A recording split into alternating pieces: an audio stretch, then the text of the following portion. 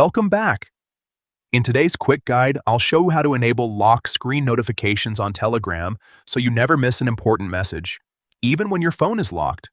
If you've noticed that Telegram notifications aren't showing up on your lock screen, don't worry, this is usually just a small settings issue, and it only takes a minute to fix. Let's get started. First, open your phone's Settings app. This is where all your device controls are located. Once you're in Settings, scroll down and tap on Apps. Depending on your device, this might also be called Apps and Notifications or something similar. Now, you'll see a list of all the apps installed on your phone.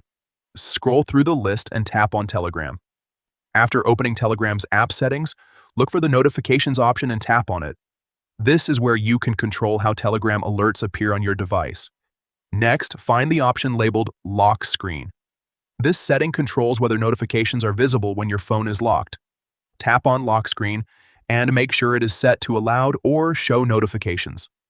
Once you enable this, Telegram messages will start appearing directly on your lock screen. That's it. Super simple, right?